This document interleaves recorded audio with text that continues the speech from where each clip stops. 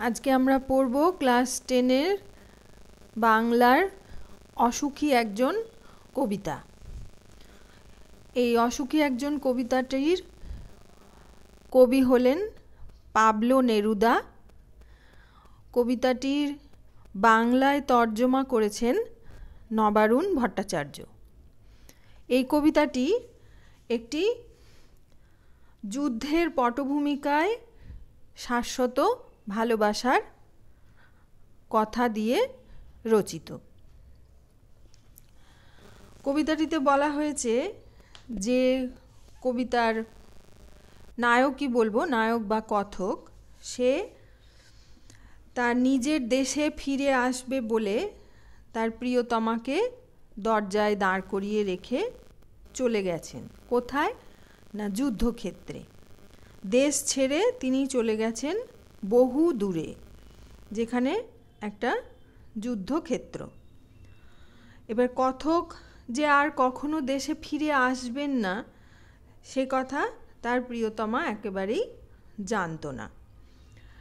রাস্তা দিয়ে কুকুর চলে যাচ্ছে, গির্জার নান হেঁটে চলে যাচ্ছে, সংসারের কাজকর্ম স্বাভাবিকভাবে চলতে থাকছে, সপ্তাহের পর সপ্তাহ কেটে যাচ্ছে, বছরের পর বছর কেটে যাচ্ছে, অনেকটা সময় যেন মনে হচ্ছে পেরিয়ে চলে গেল, কিন্তু প্রিয়তমের কোনো দেখা নেই।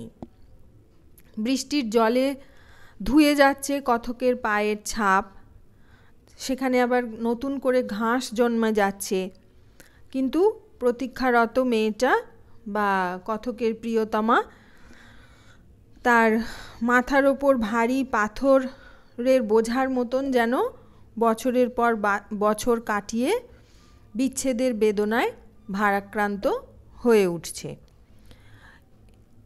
দেশে যুদ্ধ লাগলে তার যে তাণ্ডব হয়, সেই তাণ্ডবেতে অনেক হত্যা, চারিদিকে ধ্বংস চলছে।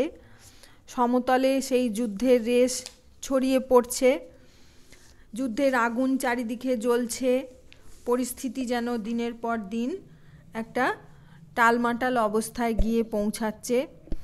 কারণ কি না, বিভিন্ন মন্দির টুকরো টুকরো হয়ে খসে পড়ছে, দেবতার মূর্তি সব ভেঙে পড়ে যাচ্ছে।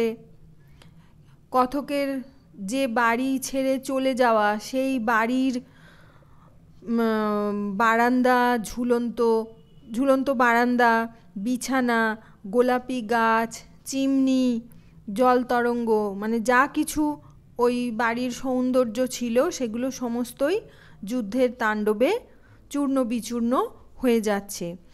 সেখানে শুধুমাত্র পড়ে রয়েছে কি, কাঠকয়লা, দোমড়ানো মোচড়ানো লোহার টুকরো, ভাঙা মূর্তির টুকরো, মানে সেই যে দেবতার মূর্তি ভেঙেছে হয়তো তার মাথা বা হাত, সেইগুলো সমস্ত পড়ে রয়েছে। চারিদিকে একটা ধ্বংসের লীলা যেন চলছে। কিন্তু এই এত ধ্বংসের মধ্যেও ওই প্রিয়তমা মেয়েটি কিন্তু অপেক্ষাতেই রয়েছে যে তার প্রিয়তম নিশ্চয়ই একদিন ফিরে আসবে। আর এই অপেক্ষা যেন মনে হচ্ছে একেবারে অন্তহীন, মানে কোনো দিন যেন ওই মেয়েটির কাছে শেষ হবে না। সে চিরকাল সেই অপেক্ষাতেই রয়েছে যে তার প্রিয়তম যখন যেমন তাকে দরজায় দাঁড় করিয়ে রেখে গেছে, সেইভাবেই এসে আবার তাকে দরজা থেকে ভেতরে নিয়ে ঢুকবে।